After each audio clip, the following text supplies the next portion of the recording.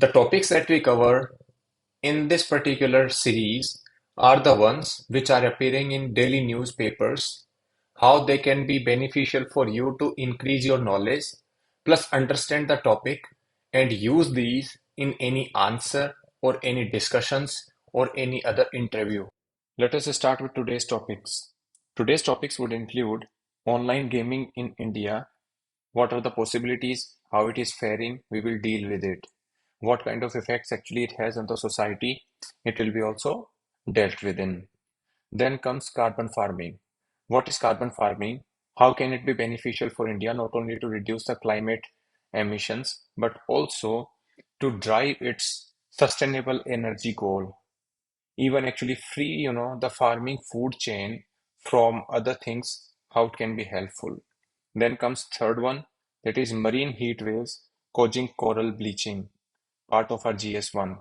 You know that there is a famous uh, line that the more warming of the sea, etc., is causing the coral bleaching. So marine heat waves is also causing one of that thing. Then fourth is India's rapid stride in intellectual property rights. Intellectual property rights are those actually things by which innovative economy comes into picture, creative economy comes into picture. The product and services which are beneficial and not anywhere in the world also can be created when we incentivize IPRs. The fight over IPRs was also evident during the time of COVID. So we will deal with it. Then comes the first, and that is getting to a new level in India's online gaming sector. So India's online gaming sector, if you want to talk about, then the vision is to establish India as a prominent global gaming hub, and it has received renewed attention as engagement with seven of the top gamers was recently done by the Indian Prime Minister. Spending a day with them actually allowed the trajectory of the gaming industry to be understood. And it was also that there are the challenges that they encounter, particularly on the nuanced distinction between skill gaming and gambling. So there is a difference between skill gambling and gambling, skill gaming and gambling. So there is skill gaming and then there is a gambling. So the nuanced distinction between skill gaming and gambling actually has allowed the conflict among the industry to fester. Recently, the online industry, gaming industry was unhappy about it. It could pave the way for a more conducive and forward-looking regulatory environment. The online gaming industry forms a critical part of Digital India mission. And the key takeaways from the discussion included the opportunity offered by the increasing number of games based on the Indian mythology. There have been charges that, whatever the Western games or games actually that comes are coming with a Western mindset. They do not even include, the Indian animation or Indian heroes, etc. But now the games are also coming with, or opportunity is also being seen there in the increasing number of games. Those are being based on the Indian mythology and the scope to encourage the participation of women beside fostering innovation is also the need of the hour and also it is being done. So the players in the meeting with the Prime Minister also highlighted the issue around the perception of gaming as a career in India. Gaming as a career opportunity in India is also wrongly perceptualized. There is a wrong perception in India about the gaming. Those who do the gaming actually are sometime, compared with or equated with the gambling. So the gaming and gambling are both difficult, are both, different. Then comes the online gaming industry in India has seen a rapid expansion of 28% compound annual growth rate between fiscal year 20 and fiscal year 23. Projections indicate further growth to about 33,000 crore rupees by fiscal year 2028. So when we talk about the size of the online gaming industry will cross around 33,000 crore by fiscal year 28. So it will be having a sustained 15% compound annual growth rate. So whenever you are writing about the whenever you are writing about the India's online gaming sector, you should also write about the opportunity that lies ahead. This sector not only attracts significant foreign and domestic investment, but also generates substantial direct and indirect employment. When we talk about India's IT prowess, this leverages India's IT prowess also. Size of the global gaming industry has crossed $300 billion.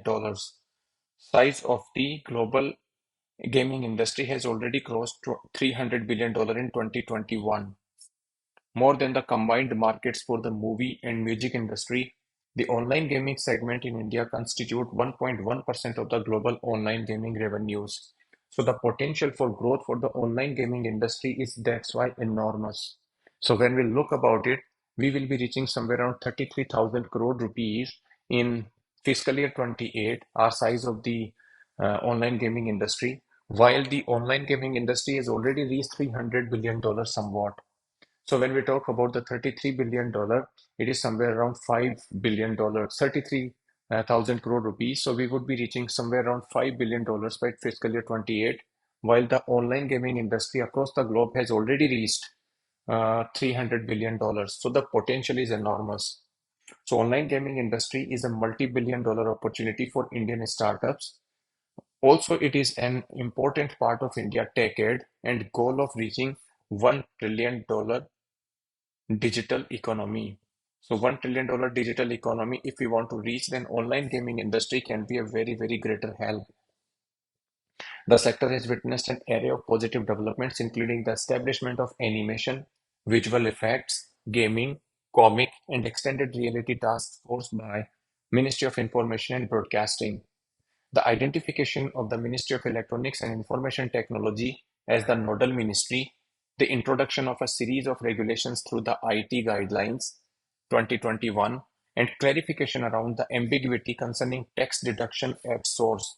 So tax deduction at source also actually troubled this online gaming industry, but that has been also done away with. So these are the positive effects or positive things actually that has happened in the domain of the online gaming industry. So all these measures have provided a sense of clarity and certainty in terms of policy framework for all the online gaming startups.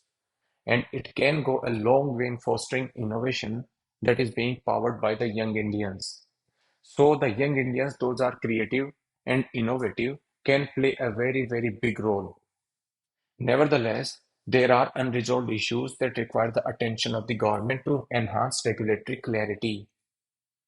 Primarily, despite the provision of self-regulatory bodies within the IT rules of 2021, and that was intended to regulate the industry, the effective implementation of these rules is pending, thus nullifying their intended object. So, in 2021 IT guidelines, there was a provision of self-regulatory bodies, but there has not been any effective implementation of this, and that has nullified some sort of intended impact of the IT rules 2021. In an industry driven by innovation and fast evolving technology, the role of the self-regulation is definitely crucial. Niti Aayog's discussion paper with the draft guideline principle for the online fantasy gaming sector also proposed a self-regulatory model of governance with a self-regulatory organization at its helm. Recent revisions in taxation have placed the industry, particularly startups, in a precarious position. So the second thing is recent revisions in the taxation. Taxation has actually placed the industry, particularly startup industry, in a precarious position. During the Goods and Service Tax Council meeting in July 2023, the council decided to enforce a tax rate of 28% on the total face value of bets, regardless of whether the activity is classified as a game of skill or a game of chance. Before this, the online gaming firms in India were subjected to an 18% GST rate since the introduction of the indirect tax system. So the taxation overhaul that has been done from 18 to 28%, actually that has also worried the online gamers or online gaming industry. So with this particular measure, it has resulted in an initial uptick in the tax revenue for the government, but it also raises concerns about the industry's sustainability in the longer term. And with that, the consequential impact actually on the jobs can also be seen. Then comes by remedying these deficiencies, India stands at a distinctive juncture to emerge as a prominent global gaming hub. Another advantage lies in tapping India's rich cultural heritage, like telling stories, telling about legends and folklore. With an increasing number of games inspired by Indian mythology, there is a unique opportunity to cater to the domestic and international audiences. There is a concerted effort to encourage the participation of women in the gaming industry that can foster diversity and foster inclusivity. As perceptions about gaming as a viable career options evolve, India stands to benefit from a growing pool of talented individuals driving innovation and pushing boundaries in the gaming landscape. India stands at the threshold of a transformative era in the gaming industry by fostering an enabling environment for skill gaming, promoting diversity and inclusion, and capitalizing on its rich cultural narratives. India can not only realize the vision of $1 trillion digital economy, but also shape the future of gaming on a global scale. It can then actually become a kind of career option without any kind of perception, wrong perceptions in the society. It can be also beneficial because India's global innovation index actually have been rising, but with more innovation, India can play a big role to not only get the market share of the online gaming industry in global markets from 1.1% to somewhere in profitable 3 to 4%, but also can attract the foreign investment. So this is the discussion that is about the foreign, that is online gaming. Then comes the next topic, and that is carbon farming. So when we talk about the carbon farming, we should understand few of the things. Carbon is found in all living organisms and many minerals, and it is a fundamental part of our right to life and plays a crucial role in various processes, including photosynthesis, respiration, and carbon cycle. You must have read in the environment books that what is carbon cycle, respiration, and photosynthesis, and how they need carbon into it. Farming is the practice of cultivating land, raising crops and livestock for food, fiber, fuel, and other resources. Farming encompasses a wide range of activities from planting and harvesting crops to managing livestock and maintaining agricultural infrastructure. So, carbon farming combines two concepts by implementing regenerative agricultural practices that restores economic ecosystems health while improving agricultural productivity. So, restoration of the ecosystem health plus improving the agricultural productivity. So, both are the goals of the carbon farming. So, carbon farming combines these two concepts, mitigating climate change and soil health degradation by enhancing carbon storage in agricultural landscapes and reducing greenhouse gas emissions is also one of the major advantages. The practice is easy to adopt across various agroclimatic zones. It can also help ameliorate soil degradation, water scarcity, and challenges related to climate variability.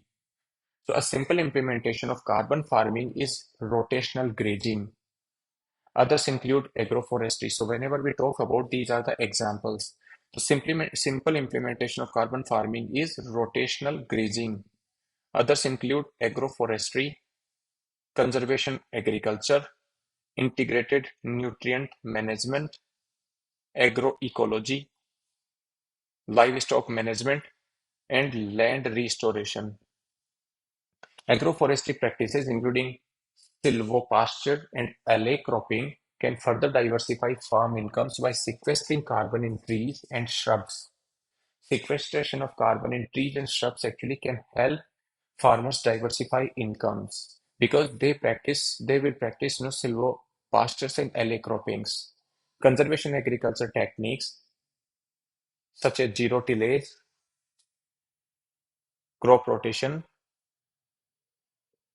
cover cropping, and crop residue management can help minimize soil disturbance and enhance organic content, particularly in places with other intense agricultural activities.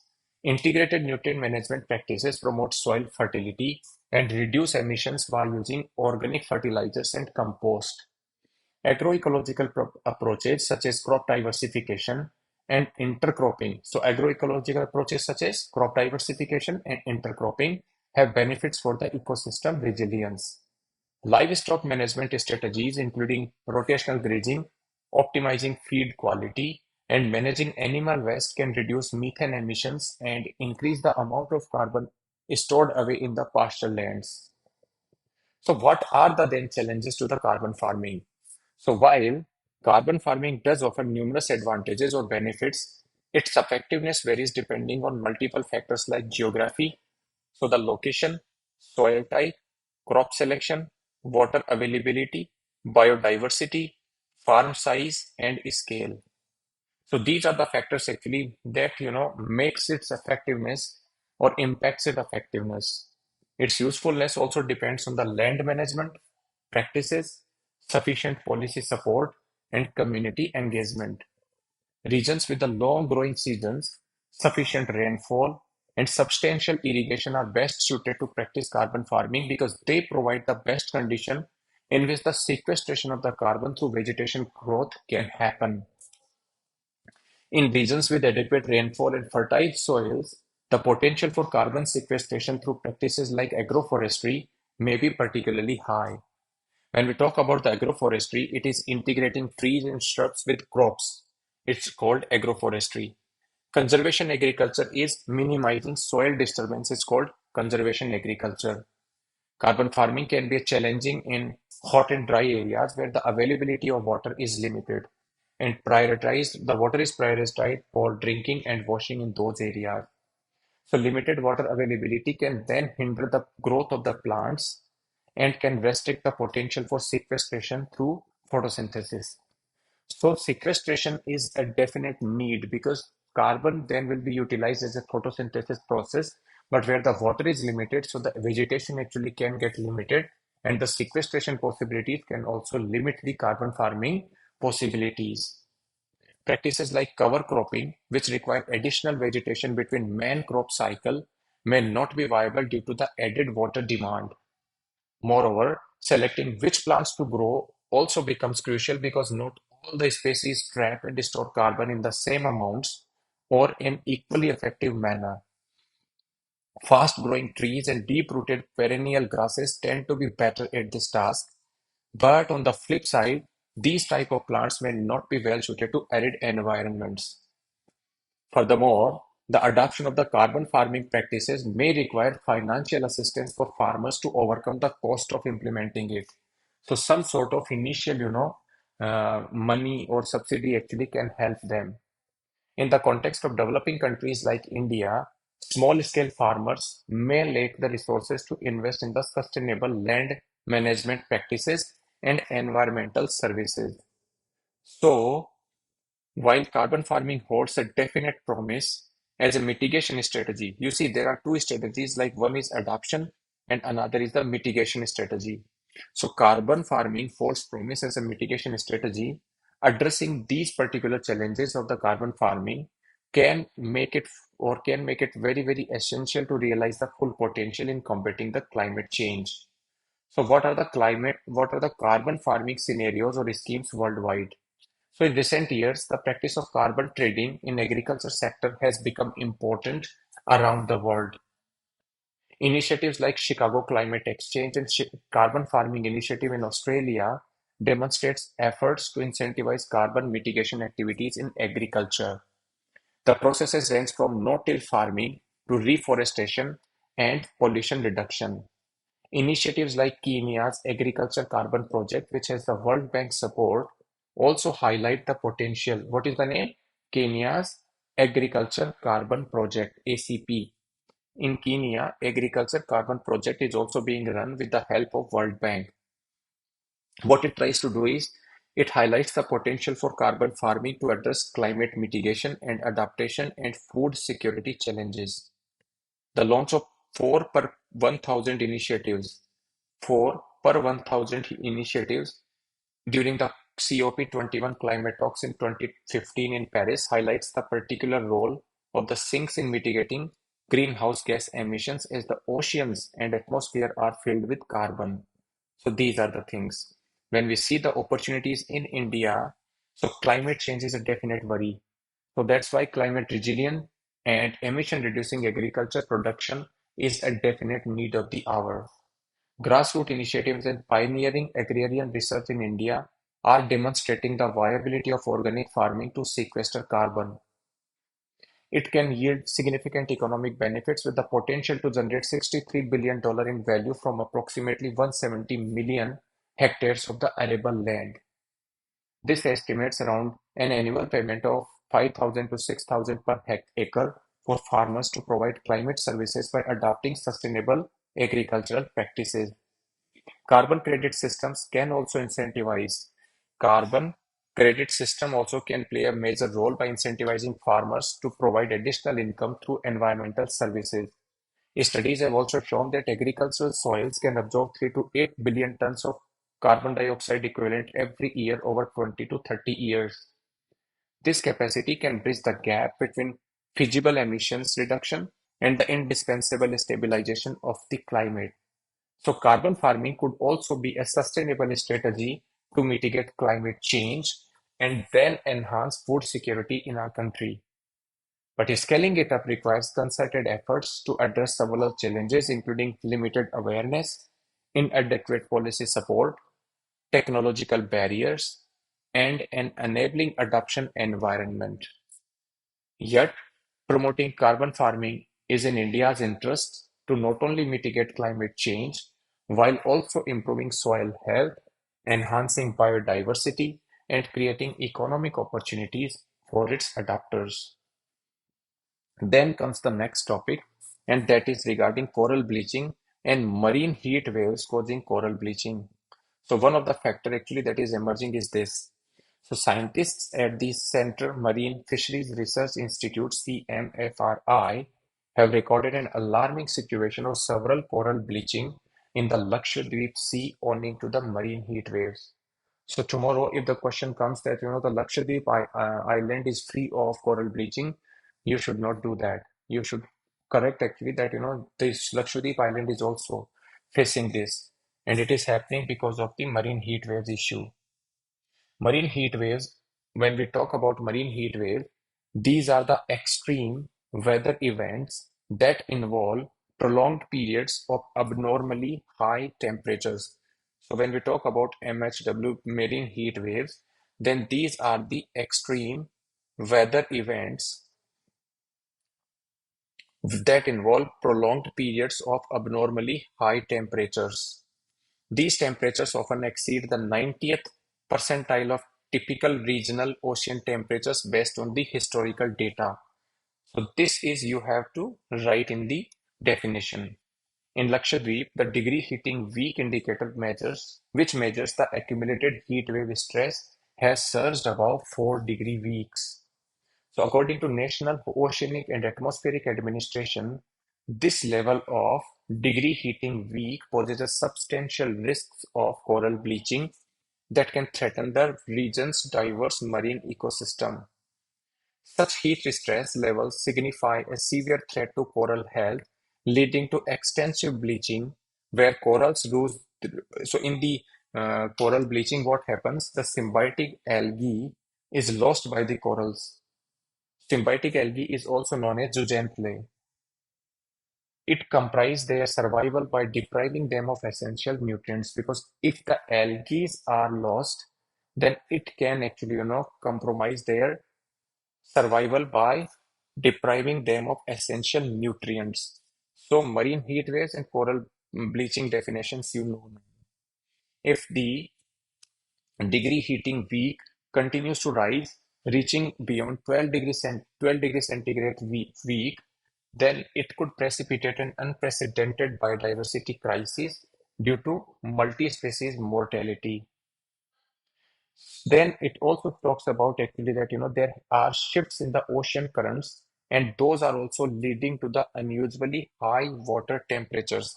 So shifts in the ocean currents are also leading to the unusually high water temperatures. The primary causes of these marine heat waves as excessive heat wave atmospheric transfer coupled with the shift in the oceanic currents. Since October 27, 2023, as found in the study, Lakshadweep Sea, that is spanning from 80 degree to 12 degree north latitude and 71 degree to 75 degree east longitude, has been experiencing these conditions, with temperatures consistently registering rises greatly above 1 degree centigrade. The heat waves also threaten other crucial or critical marine habitats, including seagrass meadows. Similar to corals, seagrass meadows are experiencing detrimental impacts due to the heat waves, such as impaired photosynthesis, reduced growth, and hindered reproductive functions. So the heat waves are also threatening not only the coral but other critical marine habitats, including seagrass meadows. Similar to corals, seagrass meadows are experiencing detrimental impact due to the heat waves, such as impaired photosynthesis, reduced growth, and hindered reproductive functions. The degradation of these ecosystems can lead to the collapse of the local marine food webs, affecting a wide range of marine species, from fish communities to marine mammals like dugongs and dolphins. That's why CMFRI has initiated a comprehensive national project aimed at investigating the resilience potential of various coral reefs in our country. And that is today's lecture. We would stop here because it will otherwise get longer. The next topic, that is India makes rapid strides in IPRs, will be dealt tomorrow. Thank you for listening to it. If you feel that we were able to deliver quality content, please like and share our button. For more such videos, you can like the button and subscribe the channel. Thank you.